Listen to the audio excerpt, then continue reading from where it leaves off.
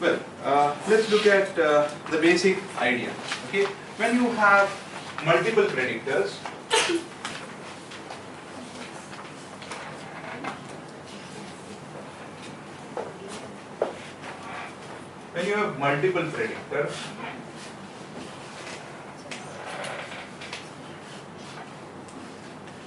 that is x1,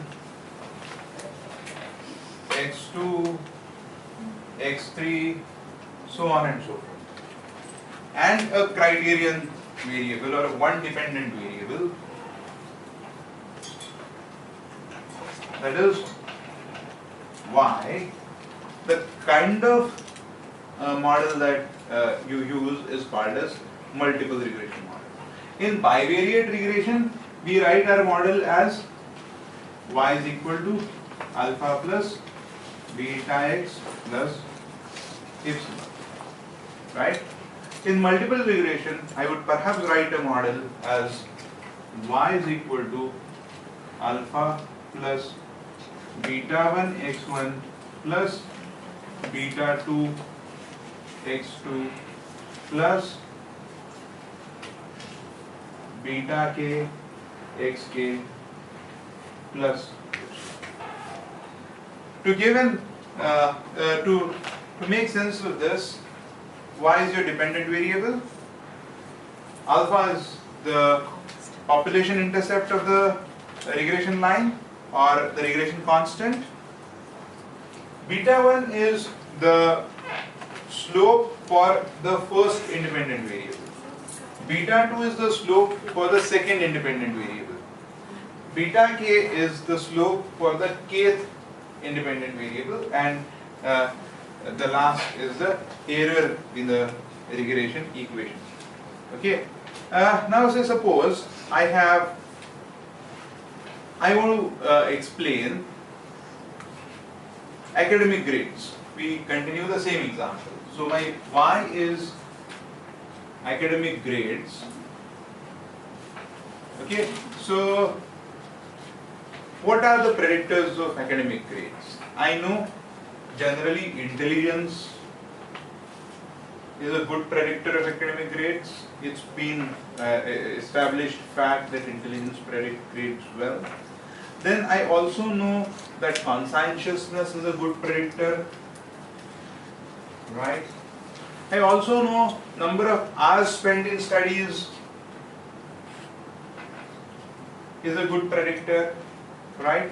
But partly, there's a trouble because conscientiousness can actually predict number of hours spent in studies. So I would not perhaps keep number of hours spent in studies if I'm keeping conscientiousness. Then I would perhaps keep neuroticism, because people who are anxious have their learning styles are problematic, and so they may not actually do well because of the anxieties.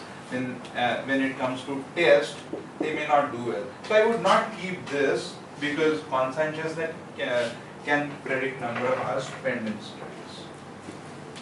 Okay, fine. So if I have these three variables which cause the academic achievement, then I would write my model as academic achievement is equal to alpha plus beta 1 intelligence plus beta 2 conscientiousness plus beta 3 neuroticism plus some error, right? This is what my model is. Now my predicted value of y hat then is a plus b1.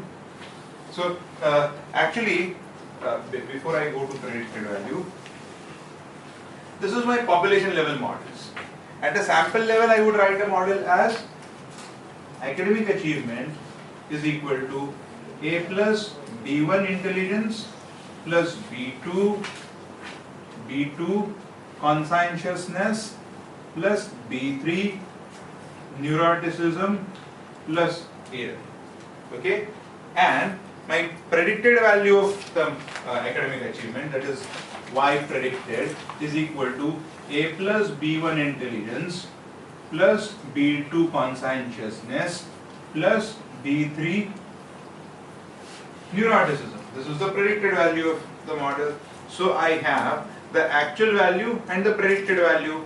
So what I do is, when I have a predicted value, actual value minus the predicted value, and if I square this is what is E, right?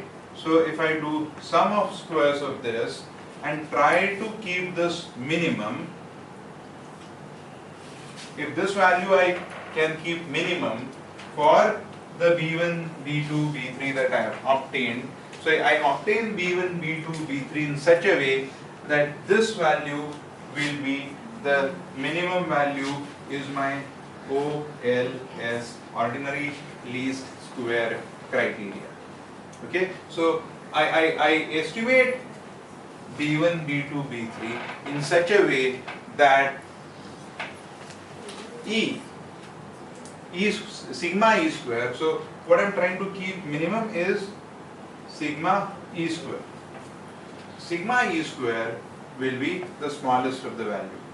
Okay, for any other combination of B1, B2, B3 than the one that I estimate by the OLS will not have a sigma E square as smaller as the one that I obtain by OLS estimates of beta 1, beta 2 and beta 3.